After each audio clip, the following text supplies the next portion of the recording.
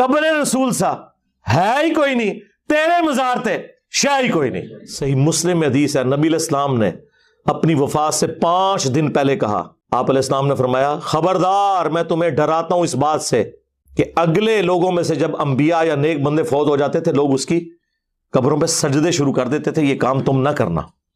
اور یہ جندب رضی اللہ تعالیٰ عنہ کے الفاظ ہیں کہ یہ آپ نے اپنی وفات سے 5 دن پہلے یہ بات کہی تھی۔ یار جو شخص اتنا سینسٹیو ہو، اس کے ماننے والی امت اس کی قبر مبارک کو تو چھوڑ دیں، دنیا میں جہاں کوئی قبر نظر آئے اس کے ساتھ اس قسم کے عقیدے وابستہ کرنا شروع کر دیں۔ آج بڑی 11ویں شریف ہے بغداد شریف میں، اور ہم انشاءاللہ وہاں روانگی کے لیے تیار ہیں۔ کئی اسلامی بھائیوں نے نئے کپڑے پہنے ہیں، خوشبو لگائی ہے، اچھی نیتیں کی ہیں۔ انشاءاللہ دربار غوث میں جا کر عرض کرنا ہے، جو دور سے عرض کرتے تھے کہ جھولی کو میری بھر دو ورنہ کہے گی دنیا، ایسے سخی کا منگتا پھرتا ہے مارا مارا۔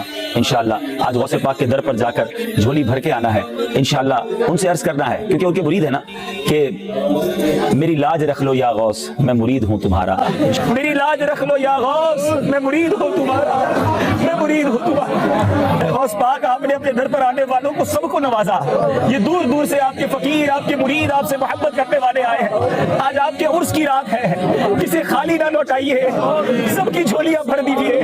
ماں ہماں محتاج تو حاجت روا، ماں ہماں محتاج تو حاجت روا، المدد یا غوث اعظم سیدہ۔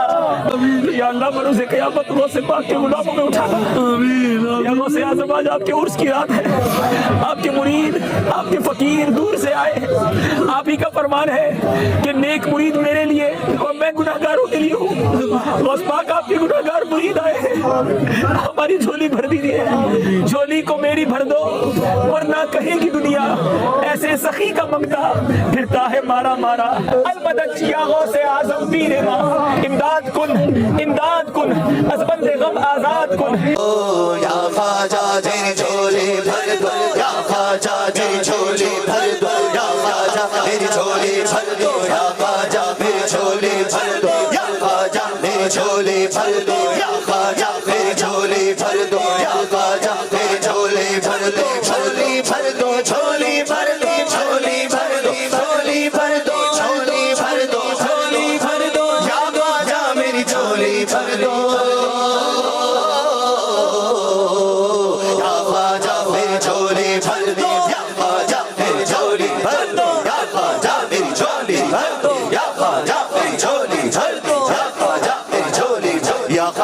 تو نبی علیہ السلام نے تو اپنا حق ادا کر دیا ہے، اور کیا کرتے ہیں حضور؟ اس سے بڑھ کے اور کیا کرتے ہیں؟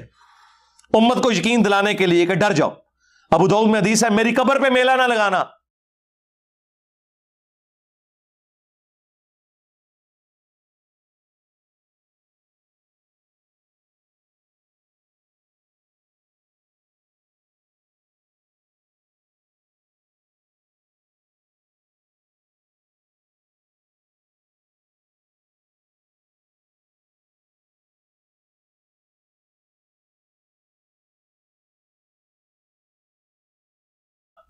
دنیا کے کسی بھی حصے میں تم ہوگے، اللہ تعالیٰ تمہارا درود میرے تک پہنچا دے گا۔ اللہم صلی علی محمد وعلی آل محمد۔ درود پڑھنے کے لیے بھی میلہ نہ لگانا۔ ویسے تو درود پڑھنا، وہاں پہ سلام عرض کرنا، اس پلانٹ ارتھ کی سب سے بڑی نیکی نفلی عبادات میں اگر کوئی ہے تو قبر رسول کی حاضری ہے، لیکن حضور نے کہا وہاں پہ بھی میلہ نہیں لگانا، بس سلام عرض کرو اور چلے جاؤ۔ رسول اللہ نے اپنی قبر کے بارے میں فرمایا ہے، مسند احمد میں حدیث ہے، اللہم لا تجعل قبری وثنا یعبد، اے اللہ میری قبر کو وہ بت نہ بننے دینا کہ لوگ اس کی عبادت شروع کر دیں۔ رسول اللہ نے اپنی قبر کو بت کہہ دیا۔ ہمارے لیے تو اس پلانٹ ارتھ پہ رسول اللہ کی قبر مبارک سے زیادہ کوئی عزت اور احترام والی جگہ نہیں ہے، کوئی دنیا کی قبر اس کا مقابلہ نہیں کرتی، لیکن نبی علیہ السلام فرما رہے ہیں اگر اس کے ساتھ بھی کوئی عقیدہ منسوب کرو گے تو وہ شرکی عقیدہ ہے۔ اسی لیے بخاری اور مسلم دونوں میں حدیث ہے، سیدہ عائشہ سلام اللہ علیہا ہماری ماں کہتی ہیں کہ نبی علیہ السلام کے آخری دن چل رہے تھے بیماری کے، وفات سے کچھ عرصہ پہلے آپ کو جب تکلیف ہوتی تو آپ اپنے چہرہ مبارک سے چادر کو ہٹاتے اور بار بار ایک جملہ بولتے، لعن اللہ الیہود والنصارى اتخذوا قبور انبیائہم مساجدہ، اللہ کی لعنت ہو یہود و نصارہ پر جنہوں نے اپنے نبیوں کی قبروں کو سجدہ گاہ بنا لیا تھا۔ اور اما عائشہ کے آگے الفاظ ہیں بخاری مسلم میں کہ اگر ہمیں یہ ڈر نہ ہوتا کہ لوگ رسول اللہ کی قبر پہ سجدے شروع کر دیں گے تو ہم رسول اللہ کی قبر کو زیارت کے لیے اوپن کر دیتے، یعنی میں اپنے حجرے کی دیوار گرا دیتی، جب جس کا دل کرے وہ قبر رسول پہ حاضر ہوتا. لیکن ہمیں ڈر تھا کہ رسول اللہ ہمیں ڈرا رہے تھے.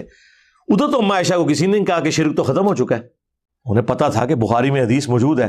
سیدنا عمر کہتے ہیں میں نے رسول اللہ کو ممبر پہ یہ بات کہتے ہوئے سنی تھی، دیکھنا میری شان کو اس طرح بلند نہ کرنا جس طرح نصارہ نے اپنے پیغمبر کو بڑھا دیا تھا.